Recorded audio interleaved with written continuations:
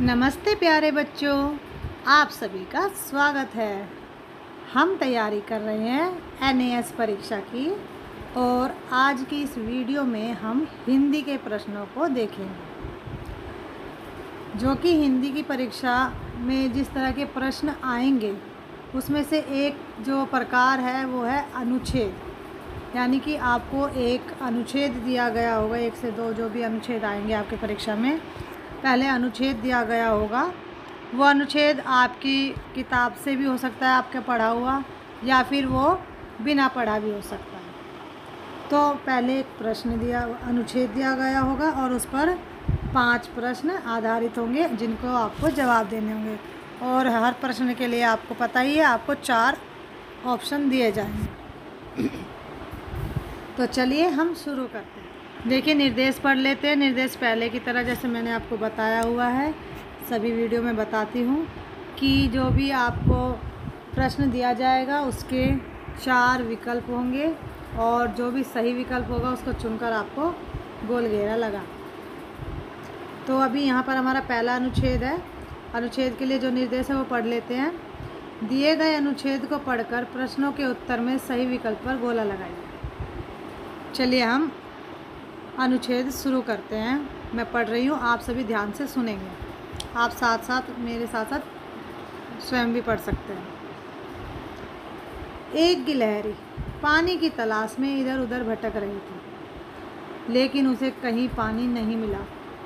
चलते चलते उसे एक दीवार के किनारे नल दिखाई दिया। एक बात मैं आपको बोलना चाहूँगी, अगर आप अनुच्छेद को पढ़ते हो बहुत ध्यान से पढ़ेंगे, अपने समझ कर पढ़ेंगे, तो जो भी प्रश्न बाद में पूछे जाएंगे आप उनका उत्तर बड़ी आसानी से दे पाएंगे। इसलिए जब भी आप अनुच्छेद को सुन रहे हैं या पढ़ रहे हैं तो बहुत ही ध्यान से समझ कर समझें। वह नल देखकर बहुत प्रसन्न हुई और फुर से वहाँ पहुँची, लेकिन नल की टोटी में पानी नहीं मिला तो वह उदास हो गई और वह पानी की तलाश में इधर उधर भटकती रही। उसको पानी न मिलने से वह थककर चूर हो गई, लेकिन फिर भी वह पानी की तलाश करती रही। यह सारी घटना एक लड़की रीना देख रही थी। उसने एक मिट्टी के कटोरे में पानी भरकर पेड़ के नीचे रख दिया। गिलहरी झट से पानी के कटोरे के पास आकर जी भरकर पानी पीकर पेड़ पर चढ़ गई। तो ये तो था हमारा अनुच्छेद, जिसमें एक बहुत ही प्यारी सी कहानी लिखी हुई है। अब इस पर आधारित जो प्रश्न दिए गए हैं हम उनको पढ़ते हैं।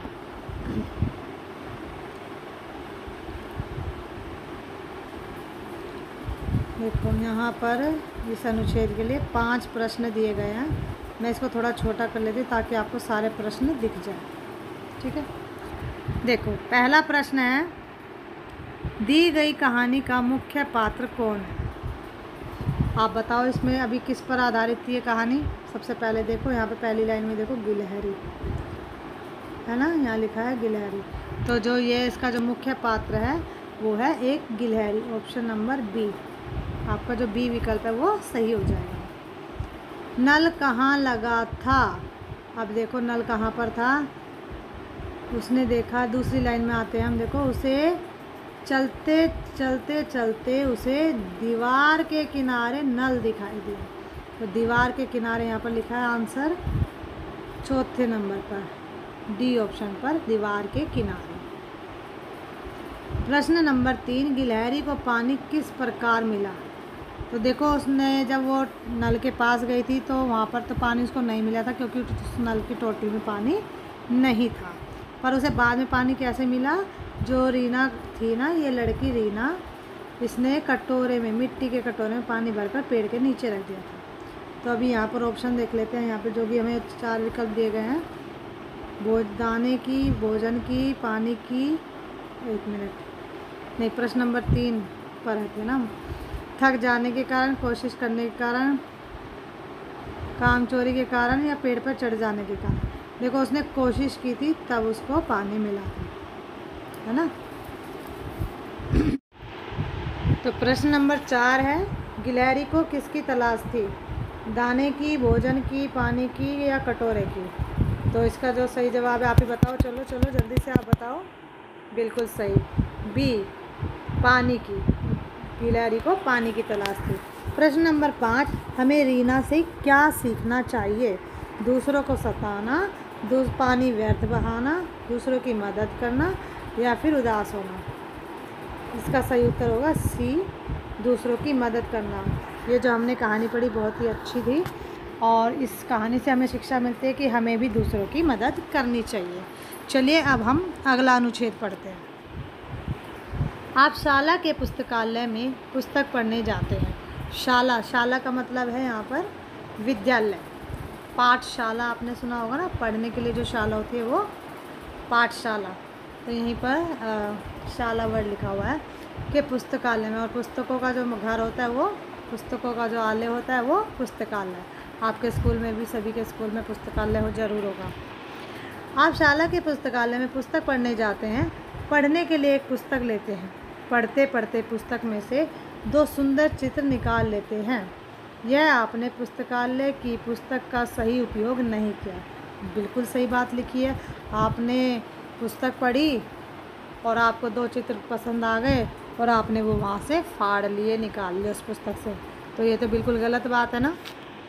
ये तो आपने दुरुपयोग किया उस पुस्तक का। आपको सिर्फ वो पुस्तक पढ़नी चाहिए और उसको, कोई भी आप जब पुस्तक पढ़ते हैं तो इस तरह की बातें आप ना करें। आपको कोई भी किताब नहीं फाड़नी चाहिए।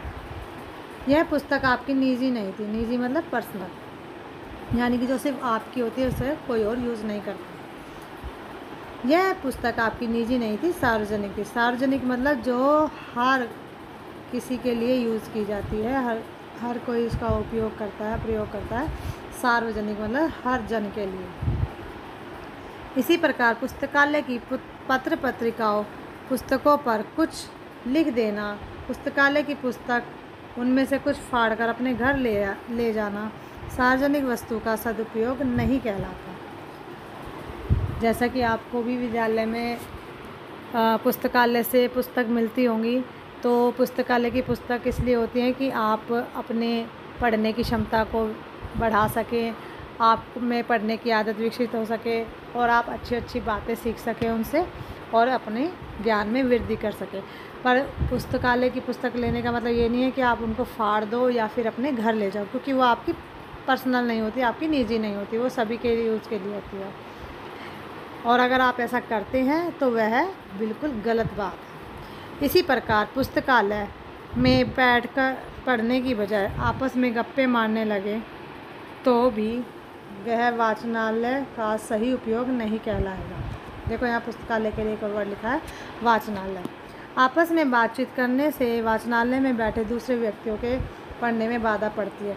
देखो जैसे भी आप भी स्कूल में अपनी पुस्तकालय में जाते होंगे, तो अगर आप वहाँ, आपको कहा जाता होगा कि आप जब भी यहाँ पर आएँ तो अपनी जो भी पुस्तक पढ़ रहे हैं आप उसको धीरे धीरे या फिर मन में पढ़ें।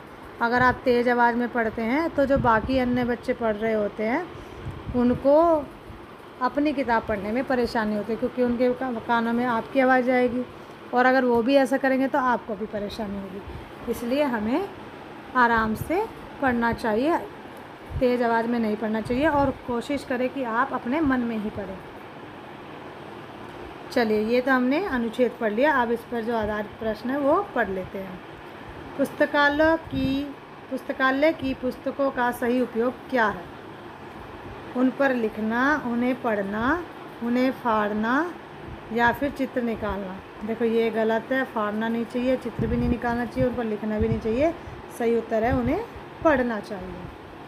पुस्तकालय की पुस्तकें होती हैं घर की, स्वयं की, मित्र की या सार्वजनिक? सार्वजनिक। अभी मैंने ऊपर बताया था ना कि जो पुस्तकालय की पुस्तकें होती है वो सभी के लिए होती है। पुस्तकालय में बैठकर बातें करने से क्या होता है? अच्छी तरह पढ़ाई होती है? नहीं।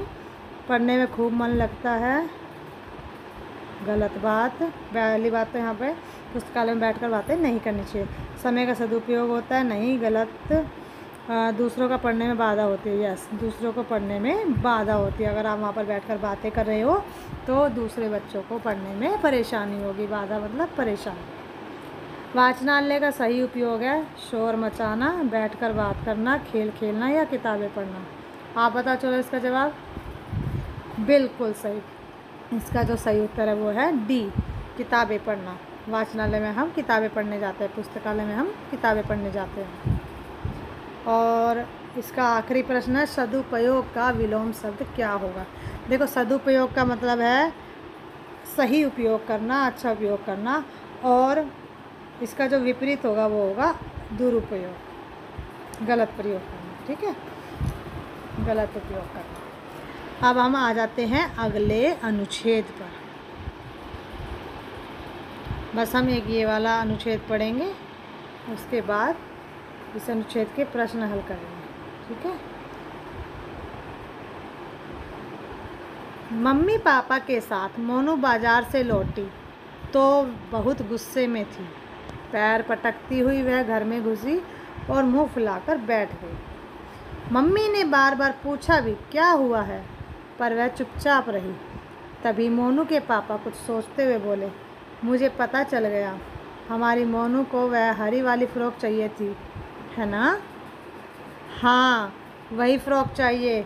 मैंने आपसे कितना कहा था दुकान पर, लेकिन आपने मेरी बात सुनी ही नहीं। इतनी देर से मौन बैठी मोनू यकायक बोल पड़ी, मोनू कितनी फ़्रॉकें हैं तुम्हारे पास, अब नई लेकर क्या करोगी।